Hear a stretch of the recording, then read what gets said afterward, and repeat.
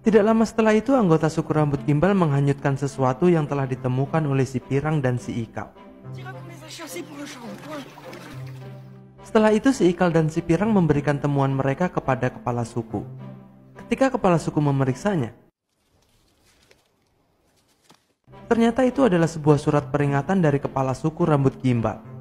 Surat itu memberitahukan bahwa saat ini kepala suku rambut gimbal telah menculik dan menyandra dirinya sendiri. Sebagai buktinya, kepala suku rambut gimbal juga mengirimkan potongan tangannya. Selain itu, kepala suku rambut gimbal mengancam akan membunuh Sandra jika suku rambut bersih tidak memberikan resep sampo sebelum matahari terbenam. Namun kepala suku rambut bersih tidak peduli dengan ancaman itu, karena yang disandra bukanlah anggota dari suku rambut bersih.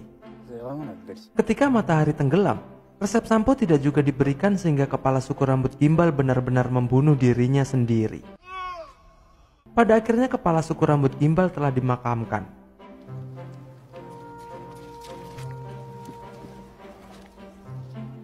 Sementara itu, terlihat pengasuh anak kepala suku sedang menyalakan api sebagai penerangan di rumahnya.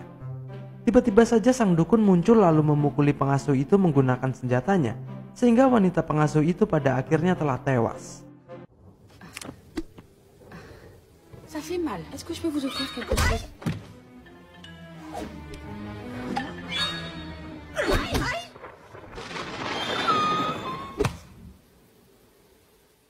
Keesokan harinya, para anggota rambut bersih berbondong-bondong ke rumah si pengasuh setelah mengetahui bahwa si pengasuh telah tewas.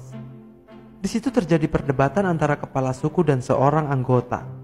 Kepala suku beranggapan bahwa pembunuhan itu adalah ulah binatang buas, namun orang itu tidak sependapat. Orang itu beranggapan jika itu ulah binatang buas maka binatang itu pasti sudah memakannya. Orang itu juga mengatakan bahwa Bitanang membunuh untuk makan. Mendengar itu tiba-tiba saja si Pirang berkata salah. Perkataan si Pirang membuat orang itu geram sehingga dia ingin membuktikannya, yang dimana orang itu mengganggu beruang tidur sehingga membuat beruang itu mengamuk lalu mencapik-capik orang itu hingga tewas.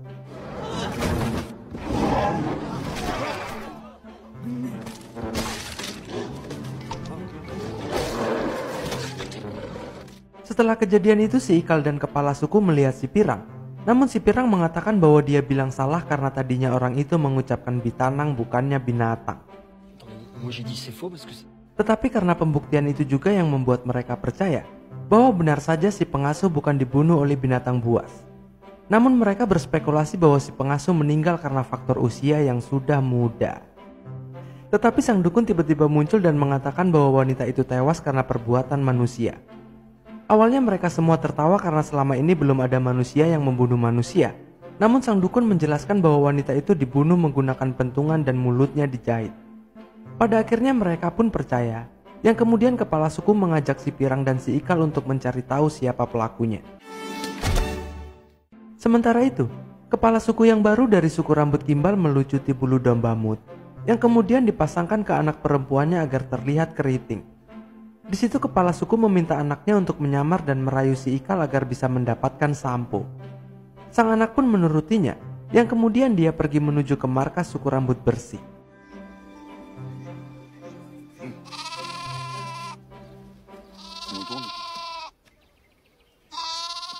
Kembali ke suku rambut bersih, kali ini kepala suku mengumpulkan orang-orang untuk menanyakan siapa yang membunuh wanita pengasuh.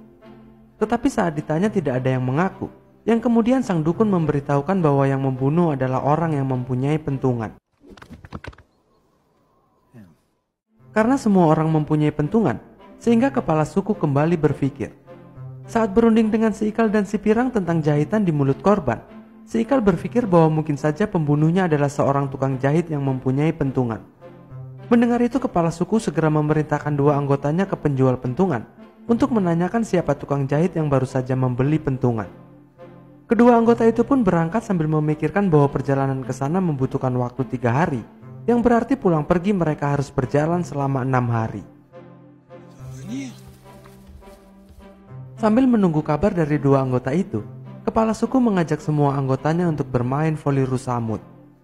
Bolanya dari rusamut betina yang ditiup, sedangkan netnya tali yang dipegangi.